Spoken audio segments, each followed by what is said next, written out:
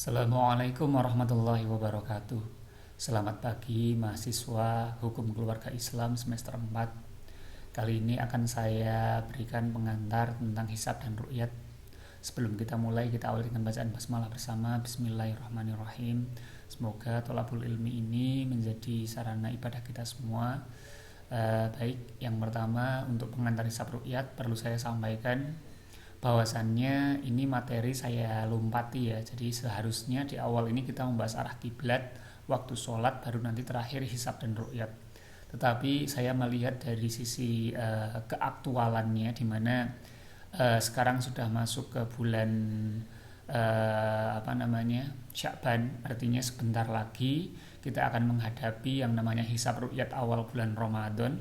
Jadi kalau misalnya kita mempelajari hisab dan ru'yat ini pada awal perkuliahan ini, maka harapannya nanti apa yang kita pelajari itu konteksnya akan aktual, konteksnya akan sesuai dengan apa yang sedang terjadi di sekitar kita, sehingga nanti ada kecocokan tentang apa yang kita pelajari dengan apa yang sedang terjadi, entah di masyarakat ataupun di pemberitaan dan lain sebagainya.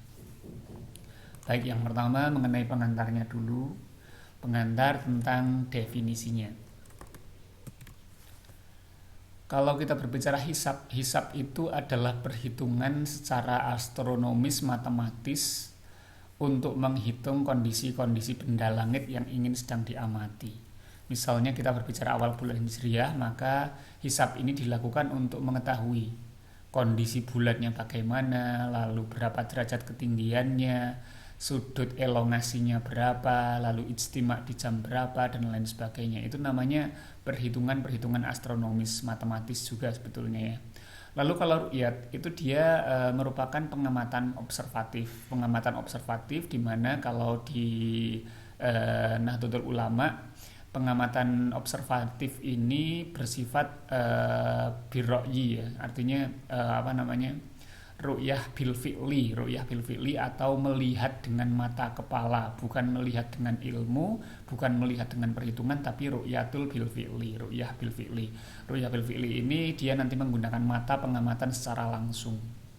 Nah, dalam hal ini hilal di sini untuk menentukan awal bulan Qomariyah atau Hijriyah. Jadi pada intinya sama, hisab dan ru'yat ini bahkan bisa dikatakan sebagai dua mazhab besar, dua mazhab yang ada di dalam penentuan awal bulan Hijriyah. Ada mazhab hisab dan ada mazhab ru'yat, di mana kalau hisab itu dia menggunakan perhitungan, kalau ru'yat itu menggunakan pengamatan observatif secara langsung bil fi'li dengan menggunakan mata kepala. Lalu dari hisab dan ru'yat awal bulan ada pengertian yang perlu kita pelajari lagi yang disebut sebagai ijtima.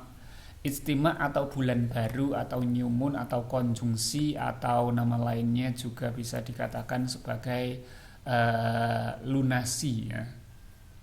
Lunar sama, tapi yang paling sering dipakai itu adalah bulan baru. Ijtima itu adalah bulan baru atau konjungsi. Kalau secara bahasa, ijtima itu paling dekat maknanya dengan konjungsi. Apa itu konjungsi? Konjungsi adalah ketika matahari, lalu bulan, matahari, bulan, dan juga bumi itu dalam satu garis. Itu namanya konjungsi. Dan ke satu garis ini ketika diperhatikan dari bujur langit. Nah, itu mulai rumit ya. Jadi nanti kita akan membahas mengenai apa itu bujur langit, bujur bumi, dan seterusnya. Tapi yang jelas gini, kalau kita berbicara ijtima itu mudahnya kalau kita sedang mengamati benda langit yang utama dalam hal awal bulan yang menyebabkan terjadinya perubahan waktu, baik kalender Hijriyah maupun kalender Masehi, itu ada matahari, bulan, dan bumi. Ijtima itu terjadi saat matahari, bulan, dan bumi berada di dalam satu garis lurus ketika diamati dari bujur langit. Oke, kita mungkin pakai ilustrasi untuk menggambarkan ini ya. Oke, jadi di awal kita perlu tahu dulu bahwasannya bumi itu berrotasi terhadap porosnya. Sebagaimana tahu ini bumi, ini bulan yang kecil, yang besar ini kita anggap sebagai matahari. Pengamatan ini pada sudut pandang kita dapat katakan sudut pandang ini sudut pandang dari atas gitu ya. Kalau kita katakan ini dari atas gitu. Kalau bahasa mudahnya dari atas, padahal di dalam luar angkasa itu kan nggak ada atas, nggak ada bawah. Jadi mudahnya ini sebetulnya bukan pengamatan dari atas, tapi pengamatan dari sisi bujur langit.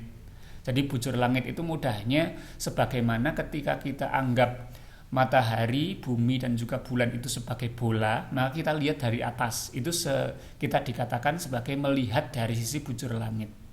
Lalu apa tadi yang dimaksud dengan kalender ya? Bahwasannya kita tahu orbit pergantian siang dan malam itu dipengaruhi oleh rotasi bumi. Bumi yang berputar seperti ini menyebabkan pergantian siang dan malam. Lalu ada yang namanya revolusi. Yang pertama, bulan. Bulan ini dia berevolusi terhadap bumi. Revolusi adalah ketika suatu benda langit itu dia mengelilingi benda langit yang lain. Bulan ini berevolusi terhadap bumi. Begitu pula bumi. Bumi berevolusi terhadap matahari karena dia mengelilingi matahari dengan jarak yang selalu sama. Ini juga termasuk sunnatullah yang menunjukkan kebesaran dari Allah Subhanahu wa taala, bahwasannya setiap benda langit itu beredar pada orbitnya itu secara teratur. Sehingga keteraturan inilah yang menjadikan dasar perhitungan kalender. Dan sekarang kita akan lebih fokus ke yang namanya perubahan bulan. Apa yang menyebabkan kalender hijriyah itu bisa berubah-ubah? Bisa dilihat di sini. Ini yang di pojok kanan atas ini merupakan gambaran perubahan bulan, mulai dari bulan sabit, lalu bulan purnama. Ini bulan purnama, lalu kembali bulan itu mengecil, terus mengecil sampai hilang, lalu kecil lagi, lalu membesar lagi, bulan purnama lagi, dan seterusnya seperti itu. Apa yang terjadi di situ?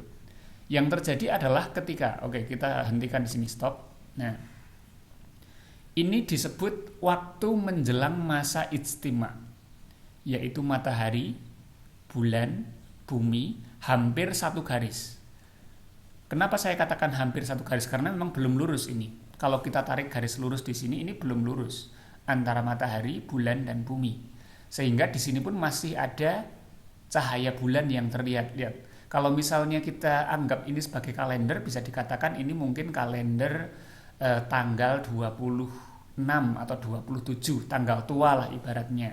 Tanggal yang sedang habis gaji kan gitu ibaratnya di sini. Nah, kalau misalnya kita percepat lagi, nah sudah habis sekarang. Ini kita bisa katakan ini dalam satu garis lurus antara matahari, bulan, dan bumi. Dan ketika garis lurus seperti ini, ketika malam hari berarti ya orang yang di sini yang sedang di malam hari ini dia tidak akan mampu mengamati, tidak akan mampu untuk melihat bulan. Kenapa? Karena bulannya ini dia pertama nanti dia itu kan segaris dengan matahari. Jadi tenggelamnya matahari itu akan diikuti dengan tenggelamnya bulan. Karena antara bulan dan matahari dalam satu garis lurus, itu yang pertama. Yang kedua, cahaya bulannya nggak akan nampak karena cahaya bulan itu memantulkan cahaya matahari. Sehingga dalam kondisi seperti ini, bulan tidak bisa memantulkan cahaya matahari sama sekali. Inilah yang disebut sebagai waktu ijtima. Ijtima atau konjungsi atau bulan baru. Kenapa disebut bulan baru?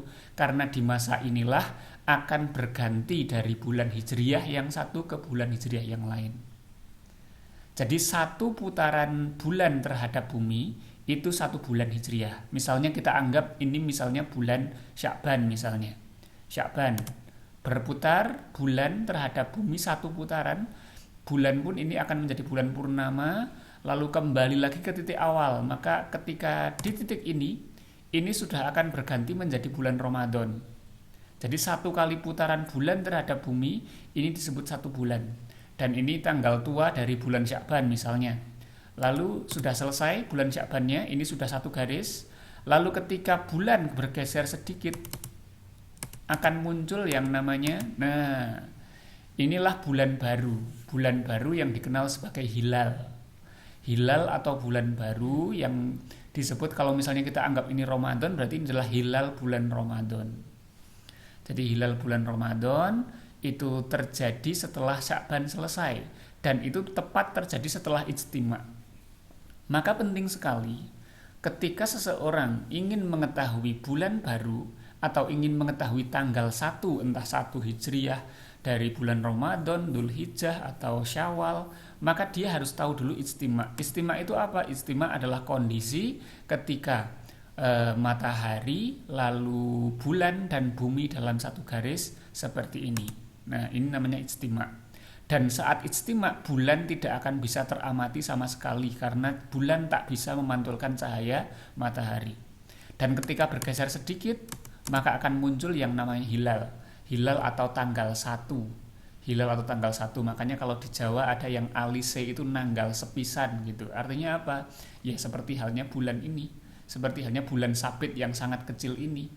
Dan karena memang bulan sabit yang sangat kecil ini cahayanya sangat kecil, maka biasanya kalau madzhab ru'yat, terutama Nahdlatul Ulama, ketika mengamati bulan itu biasanya pakai alat. Alatnya bisa teleskop, bisa teropong, dan lain sebagainya. Oke, itu gambarannya ya, itu ijtima. Ijtima pada intinya dia kondisi ketika matahari, bulan, bumi dalam satu garis. Nanti akan ada kebalikannya yang disebut sebagai berlawanan atau oposisi. Jadi kebalikan dari konjungsi itu oposisi. Nah, ini oposisi. Bukan oposisi pemerintahan ya, tapi oposisi berlawanan seperti ini. Yaitu ketika bukan matahari, bulan, bumi, tapi matahari, bumi, bulan dalam satu garis. Di mana dalam kondisi ini, bulan akan sepenuhnya mampu untuk memantulkan seluruh cahaya matahari.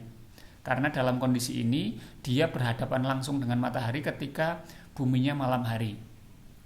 Jadi si malam hari di sini ya, ini kan bumi malam di sini, ini bumi siang di sini. Nah, bumi malam di sini itu bulannya karena dalam kondisi istiqbal, maka bulan akan mampu memancarkan cahaya matahari sepenuhnya, sehingga tidak terhalang oleh bayangan dari bumi sama sekali. Dan kondisi ini yang disebut sebagai bulan purnama atau tanggal 15 kalau dalam kalender hijriahnya. Jadi kalau ketika bulannya itu di sini itu disebut sebagai istiqbal, yang biasanya ini menjadi pedoman bulan purnama dan juga gerhana bulan ya. Gerhana bulan dan juga purnama itu terjadi di waktu ini. Sedangkan di waktu ijtima yang kebalikannya yang seperti ini, ketika matahari, bulan dan bumi dalam satu garis, itu terjadi yang namanya ijtima bulan baru, pergantian bulan, atau kalau misalnya nanti dalam pembahasan lebih lanjut, ini pula yang waktu terjadinya gerhana matahari. Jadi kalau ijtima itu dapat menyebabkan gerhana matahari, kalau istiqbal itu bisa menyebabkan gerhana bulan. Oke, saya kira itu pembahasan mengenai ijtima ya. Kembali ke sini, jadi ijtima pada intinya bulan baru itu merupakan peristiwa ya, segaris atau sebidang pusat bulan dan juga matahari. Jadi bulan tadi ya, matahari, bulan, bumi itu pusatnya itu dalam satu garis. Lalu bulan dan matahari memiliki bujur ekliptika ya, bujur ekliptika yang sama. Lalu fraksi iluminasi pencahayaan bulan itu minimum atau tidak ada sama sekali. Fraksi iluminasi itu artinya cahaya bulannya itu sama sekali nggak terlihat karena memang dalam kondisi ijtima. Lalu posisi posisi istimewa saat ijtima itu berlangsung gerhana matahari. Jadi ketika ijtima lalu terjadi pula yang namanya jadi pada bujur dan lintang langit yang sama, nanti ijtima itu dapat menyebabkan gerhana matahari. Ijtima itu berlangsung bersamaan di seluruh tempat di permukaan bumi. Jadi dimanapun yang namanya ijtima itu waktunya akan selalu sama. Di Amerika, di Indonesia, di Inggris, dimanapun yang namanya waktu ijtima itu akan selalu sama. Tidak bergantung dari tempatnya. Jadi mau dimanapun di seluruh permukaan bumi yang namanya ijtima akan selalu sama waktunya. Kenapa? Karena ijtima itu didasarkan pada satu garisnya pusat bumi, pusat bulan, dan pusat matahari. Jadi tidak bergantung dari tempat. Jadi ijtima berlangsung serentak di seluruh tempat di bumi. Lalu sekarang kita akan fokus ke jenis-jenis hisabnya dulu. Ada yang disebut sebagai hisab urfi atau hisab kebiasaan, di mana hisab urfi ini dulu di awal itu memang diadakan perhitungan ya, yang penting hisab itu ya ini aja, kita buat selang-seling aja gitu. Jadi misalnya Muharram kan urutan bulan Hijriah itu kan Muharram, Safar, Rabiul Awal, Rabiul Akhir, Jumadil Awal, Jumadil Akhir, Rajab, Sa'ban, Ramadan, Syawal, Dzulhijjah, Dzulqa'dah, Dzulhijjah kan gitu. Nah, dari 12 urutan ini ada yang namanya hisab urfi. Jadi membuat selang-seling antara 29 dengan 30. Jadi kalau misalnya Muharram 29, maka Safar itu 30. Rabiul Awal 29, lalu Rabiul Akhir 30 dan seterusnya, itu namanya hisab urfi. Jadi hanya menggunakan kebiasaan yang terjadi saja. Dan ini merupakan kriteria yang paling lemah ya, hisab yang paling lemah.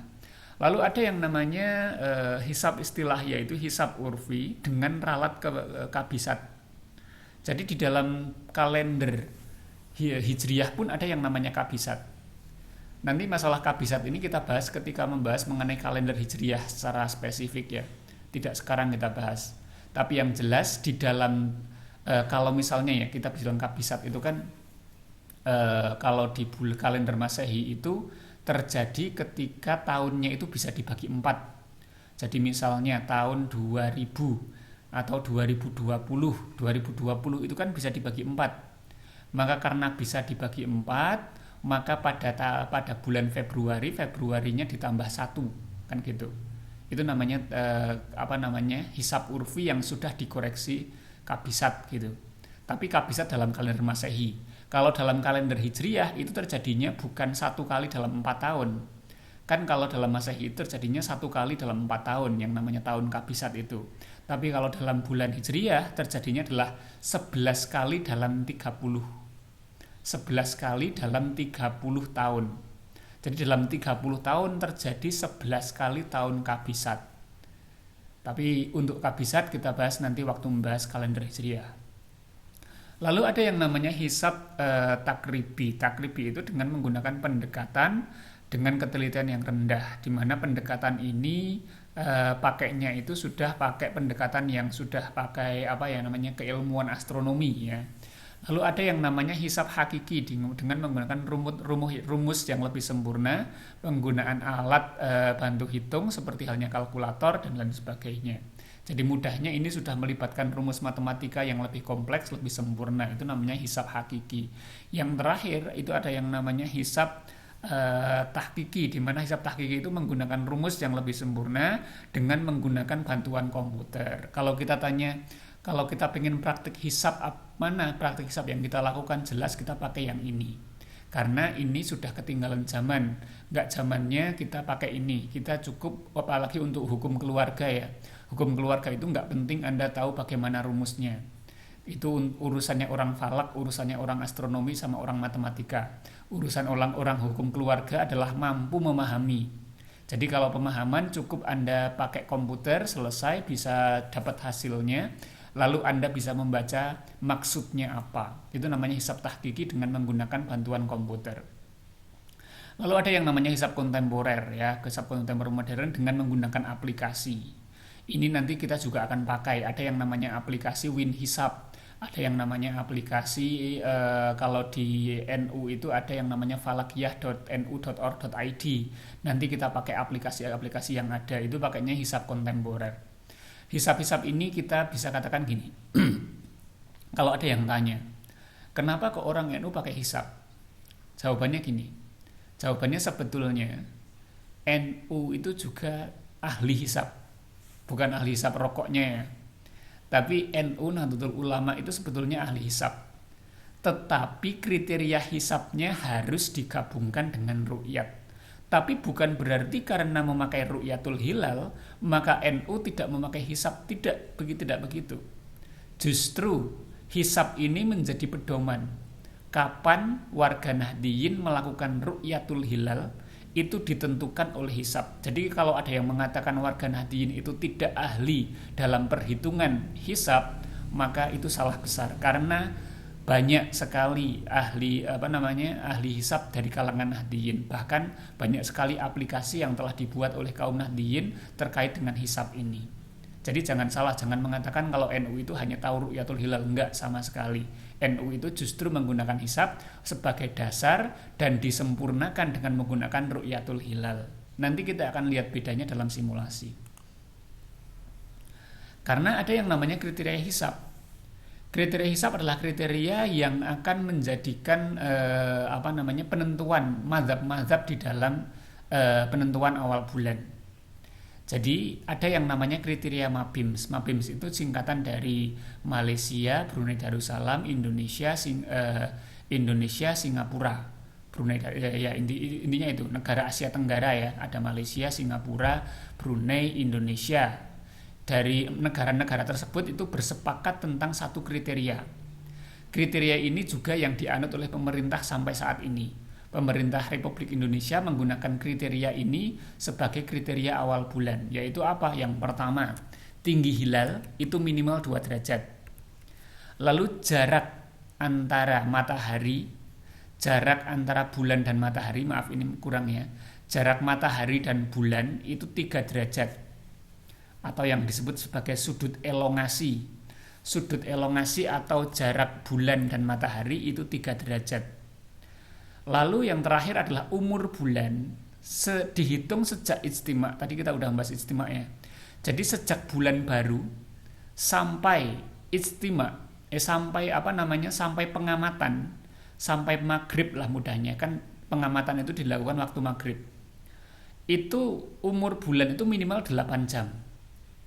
Gitu. Itu kriteria MABIMS.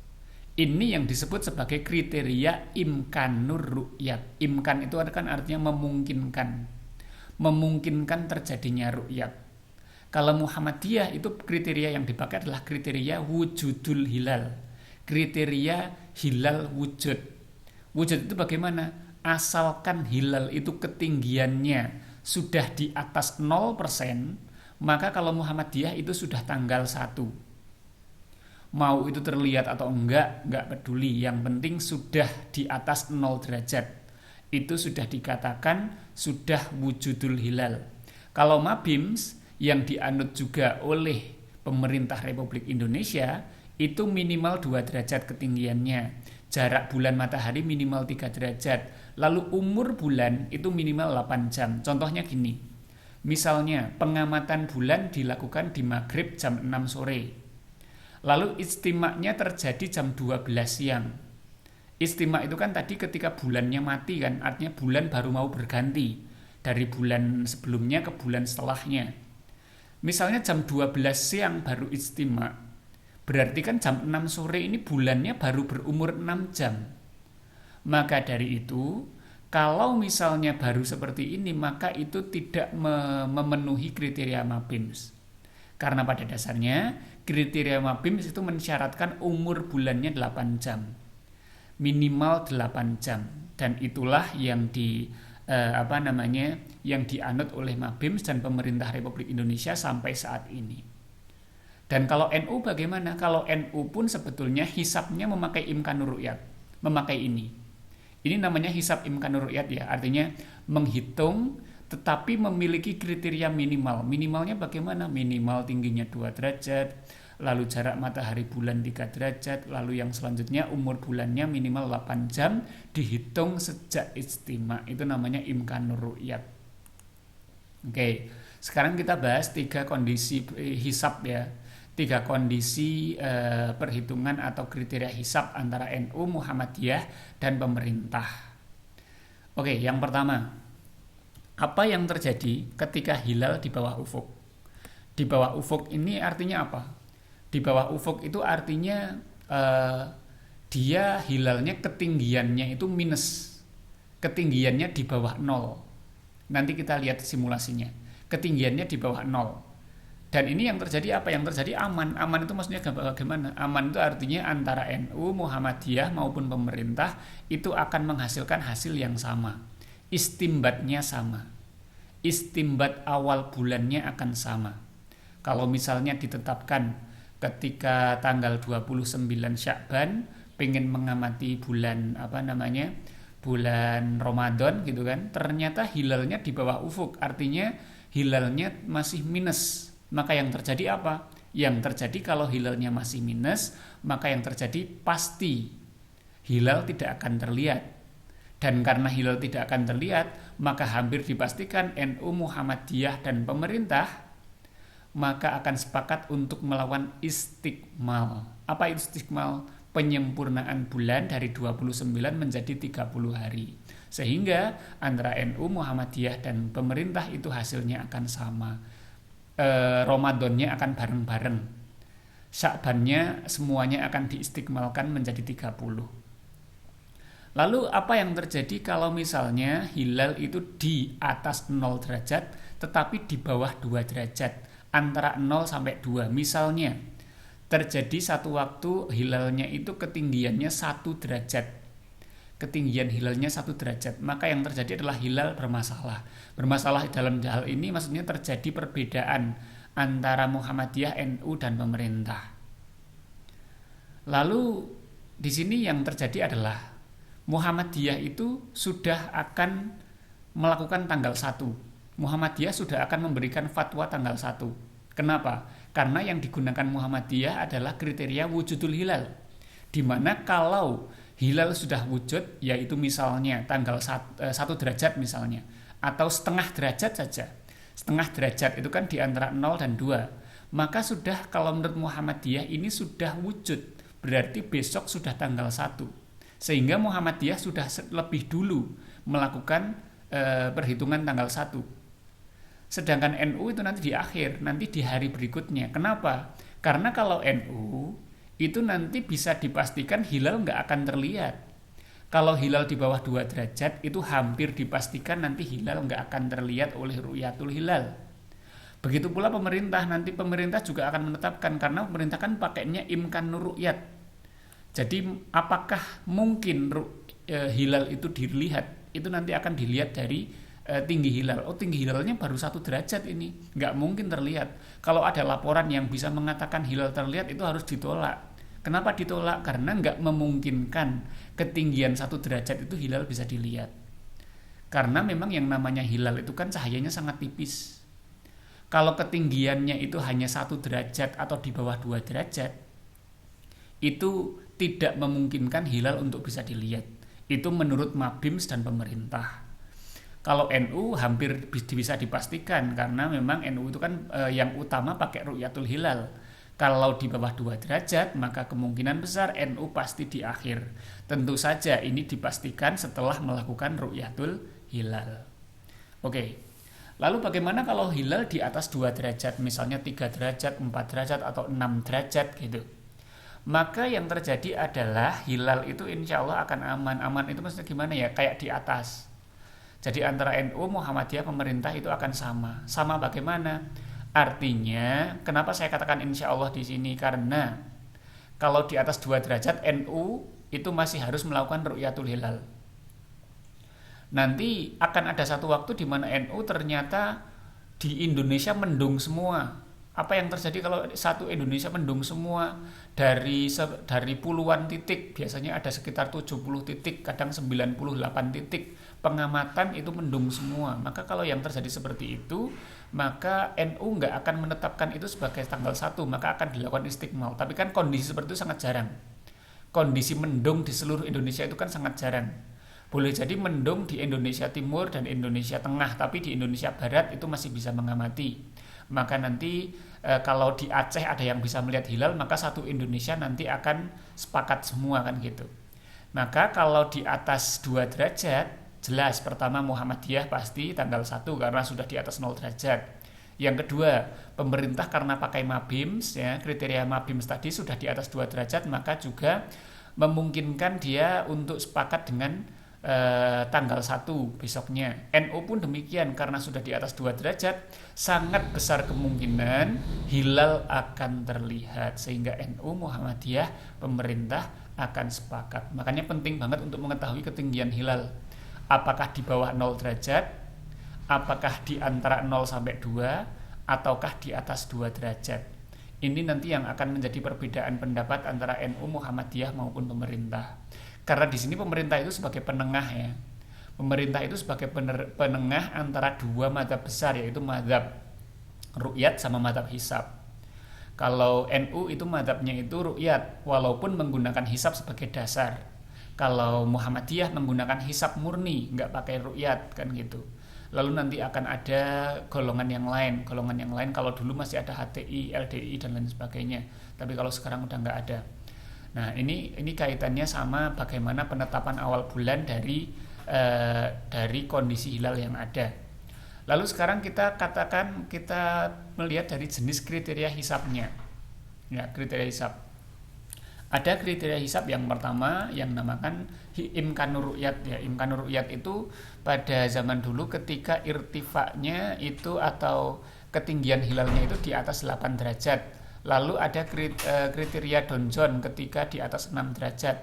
Lalu ketika di atas 5 derajat itu ulama Mesir. Lalu ketika jarak antara matahari dengan bulan itu di atas 3 derajat, umur bulan di atas 8 jam, itu yang dikenal dengan kriteria Mabims. Itu disebut sebagai kriteria imkanur ru'yat. Dan imkanur ru'yat yang dipakai di Indonesia itu adalah kriteria Mabims yang ini. Lalu ada yang namanya kriteria wujudul hilal. Apa itu kriteria hisab wujudul hilal? Yaitu terjadi ketika telah terjadi ijtima' sebelum ghurub itu kan terbenamnya matahari. Ijtima' terjadi sebelum ghurub, lalu hasil hisab hakiki atau tahkiki, irtifak hilalnya telah bernilai positif, artinya di atas 0 derajat, maka dikatakan hilalnya sudah wujud. Ini kriteria wujudul hilal, ini kriteria yang dipakai oleh Ormas Muhammadiyah. Lalu ada yang namanya istima' qoblal ghurub. Yang penting telah terjadi istima' sebelum ghurub atau sebelum matahari terbenam, tanpa memperhatikan apakah irtifaknya atau tinggi bulannya. Irtifak itu nama lain dari tinggi hilal ya.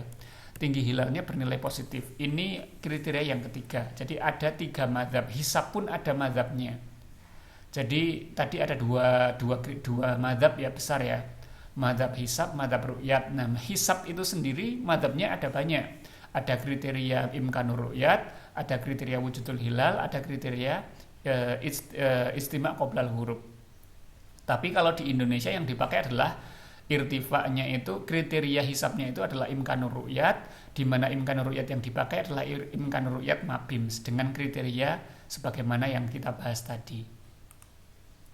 Oke, ini kita sekarang membahas mengenai simulasinya ya. Ini satu kondisi, misalnya. Nah, jadi ini adalah matahari, ini tuh hilal atau bulannya, lalu ini adalah ufuk.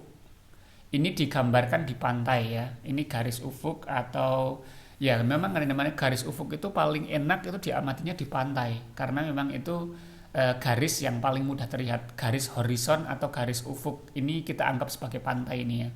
Ini pantai, bulan, matahari. Pengamatannya itu ada di sini. Ini pengamat sedang melihat. Melihatnya kapan? Tepat setelah matahari terbenam. Kenapa kok mengamatinya setelah matahari terbenam? Sebagaimana kita tahu, perubahan hari di bulan Hijriyah itu bukan jam 12 malam, tapi ketika matahari terbenam. Maka dari itu kalau pengen tahu apakah setelah matahari terbenam itu sudah tanggal 1 atau belum, dilakukannya tepat setelah matahari terbenam. Jadi setelah matahari terbenam, misalnya hilalnya itu di atas ketinggiannya 7 derajat, kita sudah membahas tadi. Antara mazhab hisab, mazhab ru'yat, NU, Muhammadiyah ataupun pemerintah hampir dipastikan nanti akan sama. Yaitu apa? Besok sudah tanggal 1. Dan pengamatan selalu dilakukan pada tanggal 29.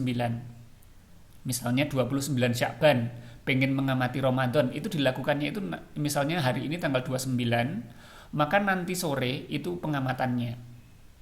Dan kalau ketinggiannya itu misalnya 7 derajat, bisa dipastikan tadi NU, Muhammadiyah, pemerintah akan sama. Kondisi yang kedua, ketika apa?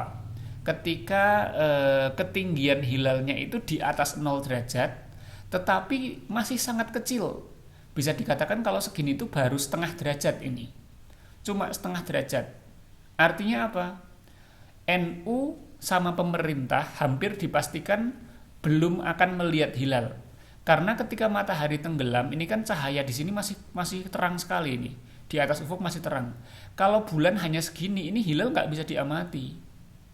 karena masih ketutupan sama cahaya matahari. Sehingga kalau mazhab NU yang pakai ru'yat ini hampir dipastikan nggak memungkinkan untuk dilihatnya hilal, sehingga kriteria imkanur ru'yat pun yang dianut oleh pemerintah pun tidak akan bisa mengamati hilal.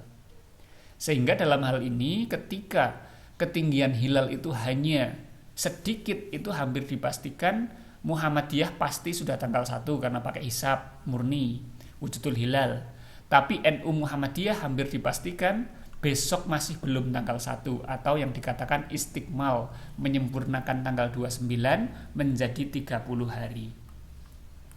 Lalu ada kondisi lagi, misalnya kriteria yang ketiga adalah kriteria ketika jarak antara bulan dan matahari 3 derajat tadi ya, lalu ketinggian hilalnya itu 2 derajat, lalu misalnya jadi yang namanya ketinggian itu dari hilal terhadap ufuk ya. Jadi ufuk ke hilalnya itu 2 derajat. Ini namanya ketinggian hilal atau irtifa. Kalau ini disebut sebagai sudut elongasi atau jarak antara bulan dengan matahari. Dan ini sudah memenuhi kriteria MABIMS. Dan dalam hal ini kalau kriteria MABIMS sudah terpenuhi seperti ini, hampir bisa dipastikan pemerintah akan mengatakan besok sudah tanggal 1. Karena hilal sudah memungkinkan untuk dilihat. Itu namanya hisab imkanur ru'yat. Kalau NU tunggu sebentar. Karena NU walaupun imkan ru'yat, hilalnya sudah imkan, sudah memungkinkan untuk dilihat, tapi NU masih mensyaratkan untuk ru'yatul bil fi'li. Jadi kalau kita urutkan, awal itu yang paling kriterianya itu yang hisab murni itu Muhammadiyah, yang pakai imkanur ru'yat itu pemerintah. Dalam kondisi seperti ini pemerintah hampir bisa dipastikan besok sudah tanggal 1. Tapi kalau NU itu masih menunggu apa? Menunggu hasil laporan pengamatan ru'yat. Ini simulasinya ya. Simulasi yang lain ketika misalnya terjadi di sini ya, di matahari terbenam, jadi mataharinya itu masuk ke laut gambarannya ya, atau terbenam lah. Nah, ini terbenam dan ternyata bulannya di bawah ufuk ini. Jadi bulannya itu tenggelamnya itu lebih dulu daripada matahari. Jadi bulan tenggelam dulu baru matahari terbenam. Bulan terbenam, matahari terbenam. Artinya apa? Bulannya itu di bawah ufuk. Maka yang terjadi di sini apa? Yang terjadi di sini kesimpulannya, jika semua sistem hisab sepakat akan menyatakan bahwasanya hilal masih di bawah ufuk, maka selalu hilal dilaporkan tidak akan terlihat di bawah ufuk ya. Jadi mau ada laporan seperti apapun, misalnya tanggal 29 ternyata hilal di bawah ufuk, lalu ada yang lapor, "Pak, saya melihat hilal." Itu pasti ditolak laporannya. Kenapa? Karena hilal masih di bawah ufuk. Dan kita sudah sepakat tadi, sudah membahas juga bahwasannya kalau hilal di bawah ufuk artinya masih minus, masih negatif, maka NU Muhammadiyah pemerintah pasti akan sepakat dalam satu. Apa itu? Akan dilakukan istikmal 30 hari, besoknya masih belum tanggal 1. Ini simulasi yang pertama. Simulasi yang kedua, ketika matahari terbenam, lalu yang terjadi adalah bulannya itu di atas ufuk. Nah, ketika bulan di atas ufuk, ini nanti kita lihat tingginya berapa. Kalau tingginya itu baru 1 derajat misalnya, maka hampir bisa dipastikan yang tanggal 1 itu Muhammadiyah. Sedangkan NU sama MABIMS atau pemerintah yang pakai imkanur ru'yat itu masih akan melakukan istikmal kalau ketinggiannya hanya 1 derajat.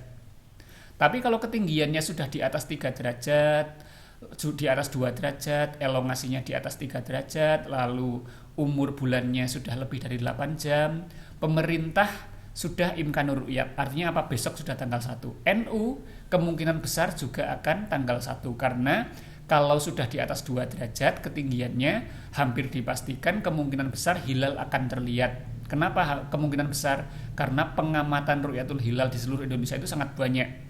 Ada puluhan titik, 90-an titik lah.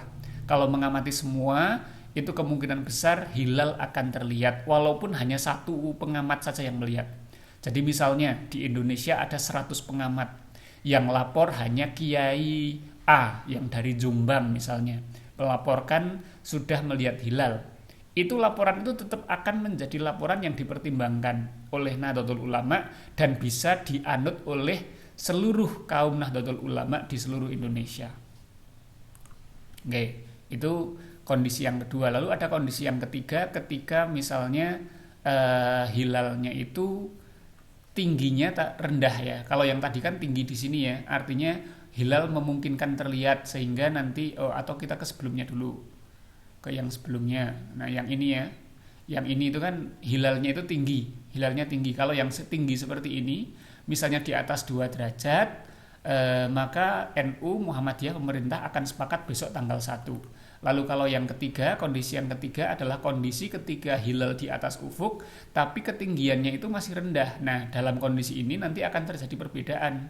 Muhammadiyah akan duluan, sedangkan NU sama pemerintah nanti masih akan melakukan istiqmal 30 hari. Oke, saya kira itu penjelasan yang cukup panjang saya kira mengenai hisab dan ru'yat. Sedikit gambaran ini mengenai data hisab ijtima ya. Data ijtima selama beberapa puluh tahun yang sudah dilakukan.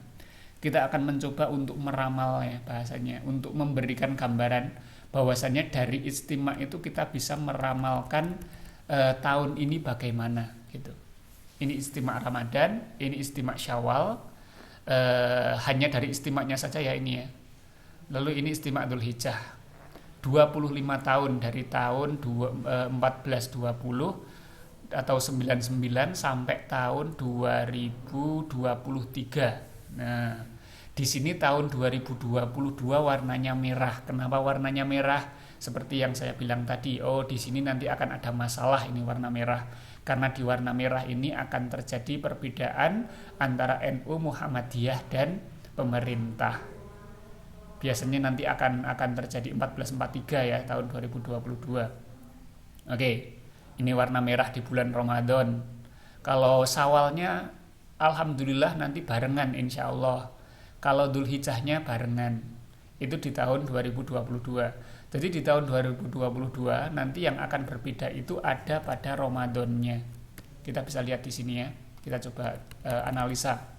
Yang pertama, ijtima Ramadan, tanggalnya sama jamnya. Ijtima nanti akan terjadi pada 1 April. 1 April 2022. Berarti 1 April 2022 ini terjadi ijtima'nya jam berapa? Jam 13.25. Jadi nanti 1 April itu adalah tanggal 29 Sya'ban. 1 April 2022 itu 29 Sya'ban. Sehingga kita perlu lihat ini ijtima'nya jam berapa. Ternyata ijtima'nya itu jam 13.26, jam 1, jam setengah 2 lah, jam setengah 2. Artinya kalau misalnya maghribnya itu setengah 6, setengah 2 sampai setengah 6 itu kan baru 4 jam. Artinya pemerintah mengatakan, ini belum imkanur ru'yat, karena syarat dari imkanur ru'yat itu kan minimal 8 jam umurnya. Bulannya baru berumur 4 jam. Tetapi masalahnya di sini adalah Muhammadiyah kemungkinan besar nanti lebarannya itu tanggal 2 April. Muhammadiyah. Kenapa? Karena walaupun umurnya baru dikit, ketinggiannya baru sedikit, itu kalau menurut kriteria wujudul hilal, Muhammadiyah sudah tanggal 1 besoknya. Berarti kemungkinan besar Muhammadiyah Ramadannya itu tanggal 2 April. Sedangkan NU sama pemerintah kemungkinan nanti Ramadannya tanggal 3 April. Itu gambarannya seperti itu. Itu simulasi contoh bagaimana kita menggambarkan tanggal 1 Hijriah berdasarkan ijtima'. Karena ijtima' ini menjadi patokan dari ijtima' ini menjadi patokan dari umur bulan. Sebagaimana kita tahu umur bulan dalam imkanur ru'yat itu minimal itu 8 jam. Kalau di sini ini umur bulannya baru sekitar 4 jam lebih sedikit. Kalau di tahun 2022 ijtima' Ramadan itu baru 4 jam lebih sedikit. Tapi alhamdulillahnya kalau berdasarkan ijtima' kemungkinan besar nanti lebarannya, Syawalnya sama lebaran Dzulhijjahnya bodo besar sama bodo Idul Fitrinya insya Allah nanti masih sama, masih barengan. Yang beda nanti kemungkinan Ramadannya antara Muhammadiyah sama pemerintah nanti akan berbeda. Tapi pembahasan ini nanti kita akan lebih detailkan lagi pada pertemuan selanjutnya ketika praktik langsung, ketika perhitungan langsungnya. Ini hanya simulasi berdasarkan istimak. Oke, kita masuk ke tugasnya. Ini tugas kedua ya. Jadi untuk tugas kedua, kuliah daring, kuliah online untuk mata kuliah ilmu falak itu tentang hisab ru'yat bagian pertama, yaitu mengenai teorinya. Minggu depannya lagi kita membahas mengenai hisab ru'yat bagian kedua tentang praktik perhitungan dan juga pembacaannya. Yang pertama di sini dikatakan ada 3 hal yang harus Anda jawab. Silahkan dijawab di Microsoft Word, lalu dikumpulkan di Google Form yang di-share di WA Group. Lalu ingat ini adalah tugas yang kedua, ditulis tugas 2 nanti ya. Tugas 2 ini dikumpulkan di Google Form. Yang pertama, jelaskan hubungan antara istimak dan awal bulan Hijriah. Mengapa istimak menjadi tanda awal bulan Hijriah? Silahkan Anda jawab pertanyaan ini berdasarkan penjelasan yang telah saya jelaskan tadi. Lalu yang kedua, jelaskan latar belakang munculnya mazhab hisab dan ru'yat. Jadi kalau dari penjelasan yang tadi, mengapa kok ada mazhab hisab dan mazhab ru'yat?